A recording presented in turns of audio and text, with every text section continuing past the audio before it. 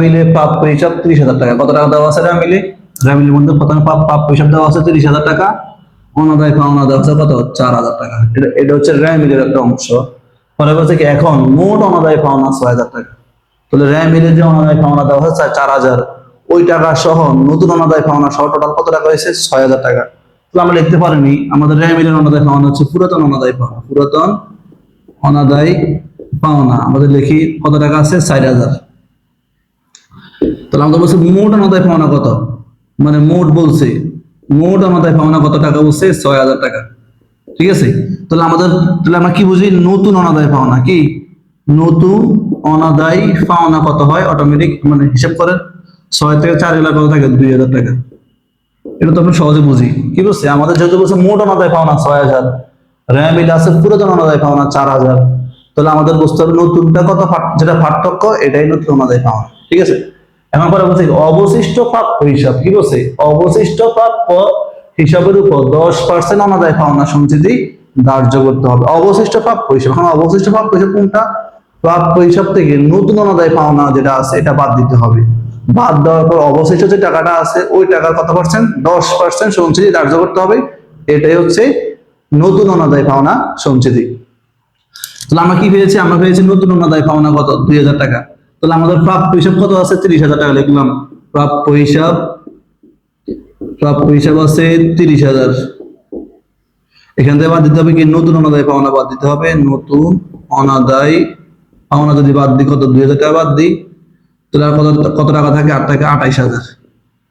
এটাই হচ্ছে কি বর্তমানে প্রকৃত মানে নিষ্প্রাপ্য হিসাব। ঠিক আছে, এখন প্রাপ্য হিসাব। এখন বলছে এই টাকার কত পার্সেন্ট? অবশিষ্ট প্রাপ্য হিসাব মানে কি? এটা হচ্ছে অবশিষ্ট প্রাপ্য হিসাব। অবশিষ্ট প্রাপ্য হিসাবের উপর 10% সঞ্চিতি। তাহলে 28,000 টাকা 10% কত টাকা হয়? 2,800 টাকা। কত টাকা হয়? 2,800। এখানে আছে 2,800। দেখেন আমাদের উত্তর হবে এই ঘ নম্বর 2,800 টাকা। আশা করি বুঝতে পারছেন। মানে মেন হচ্ছে আমাদের যেহেতু এখানে সরাসরি কিছু দেওয়া নাই, একটু ঘুরিয়ে পেঁচিয়ে দেওয়া আছে। তাহলে আমাদের প্রথম বছরে মিলে দেওয়া আছে 30,000 টাকা কি প্রাপ্য হিসাব। এরপরে মিলে অনাদায় পাওনা দেওয়া আছে কত? 4,000 টাকা। পরে আবার বলছে কি মোট অনাদায় পাওনা হচ্ছে 6,000। তাহলে আমাদের যদি মিলে পুরোদন অনাদায় পাওনা 2,000, মোট অনাদায় পাওনা যদি 6,000 হয়, তাহলে পার্থক্য যেটা হবে এটা হচ্ছে কি নতুন অনাদায় পাওনা। তো নতুন অনাদায় পাওনা আমরা কি করছি? বাইরে করছে কত টাকা? 2,000 টাকা। এখন আমরা যদি প্রাপ্য হিসাব থেকে নতুন অনাদায় পাওনা বাদ দিই, এটাই হচ্ছে অবশিষ্ট প্রাপ্য হিসাব। এখন আমাদের বলছে অবশিষ্ট প্রাপ্য হিসাবের কত পার্সেন্ট? 10% অনাদায় পাওনা সঞ্চিতি ধার্য করতে হবে। তা রাখা হলে নতুন অনাদায় পাওনা সঞ্চিতি পরিমাণ কত? আমাদের বাইরে করতে বলছে কি ওই যে অবশিষ্ট টাকার উপর 10% সঞ্চিতি ধার্য করতে বলছে, ওই ধার্যের পরিমাণটা বাড়ি করতে হবে। তাহলে আমাদের প্রাপ্য হিসাব থেকে নতুন অনাদায় পাওনা বাদ দিলে যে টাকাটা হবে ওই টাকা 10% কত? 2,800 টাকা। এটা আমাদের উত্তর। আশা করি বুঝতে পারবেন। এখন যদি আমাদের পুরো প্রশ্নটা আমরা একটু চেঞ্জ করে যদি নতুন একটা প্রশ্ন বাইরে করি, তাহলে আমাদের কি হয়? তাহলে আমাদের দেখেন আগেরটাই বলছে কি মিলে প্রাপ্য হিসাব 30,000 টাকা, অনাদায় পাওনা কত আছে? 4,000 টাকা। মোট অনাদায় পাওনা আছে কত? 6,000 টাকা।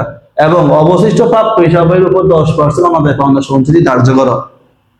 এবং পুরাতন অনাদায় পাওনা সঞ্চিতি কত টাকা? 5,000 টাকা হলে অনাদায় পাওনা খরচ বা অনাদায় যোগ্য খরচের পরিমাণ নির্ণয় করতে বলছে। যদি আমাদের প্রশ্নটা এরকম আসে তাহলে কিভাবে করবেন? তাহলে আমাদের এই যে অনাদায় যোগ্য অথবা অনাদায় পাওনা খরচ, কি বলছে?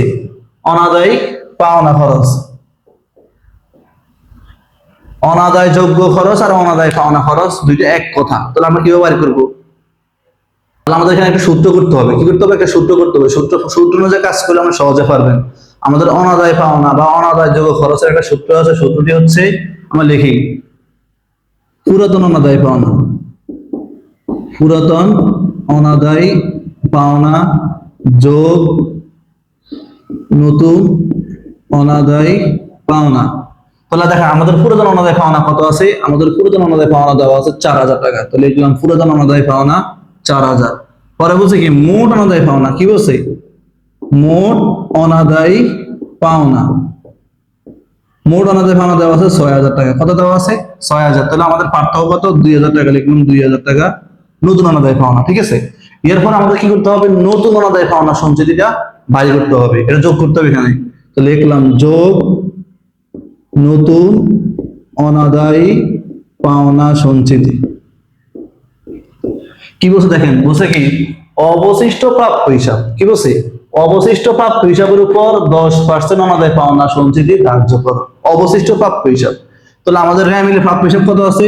30,000 টাকা লিখলাম। প্রাপ্য হিসাব আছে 30,000, ক্যালকুলেশন করে 30,000 বিয়োগ নতুন অনাদায় পাওনা কত আছে? এই যে নতুন অনাদায় পাওনা কত আছে? 2,000 লিখলাম। 2,000 টাকা। এই 2,000 টাকা বাদ দেওয়ার পর যে টাকাটা হবে এটাই আমাদের হচ্ছে কি অবশিষ্ট প্রাপ্য হিসাব। কত পার্সেন্ট বলছে? 10%। তাহলে হয় আমাদের কত? 2,800 টাকা। কত বাইরে হয়? 2,800। এটা এখানে যোগ করবেন, যোগ করলে কত হয়? 8,800 টাকা। 8,800। পুরাতন অনাদায় পাওনা সঞ্চিতি 5,000 টাকা আমরা লিখলাম। এই পুরাতন অনাদায় পাওনা সঞ্চিতি বাদ যাবে, বিয়োগ পুরাতন অনাদায় পাওনা সঞ্চিতি। বলছে কি পুরাতন অনাদায় পাওনা সঞ্চিতি কত? 5,000 টাকা। তাহলে আমরা 5,000 টাকা এখানে লিখলাম। এই পুরাতন অনাদায় পাওনা সঞ্চিতি এখানে কি করতে হবে? এই যে বিয়োগ করতে হবে। বিয়োগ করলে কত হয়? 3,800 টাকা। 3,800 টাকা। এটাই হচ্ছে কি অনাদায় পাওনা খরচ। এটাই হচ্ছে অনাদায় পাওনা খরচ অথবা অনাদায়যোগ্য খরচ। আশা করি বুঝতে পারছেন।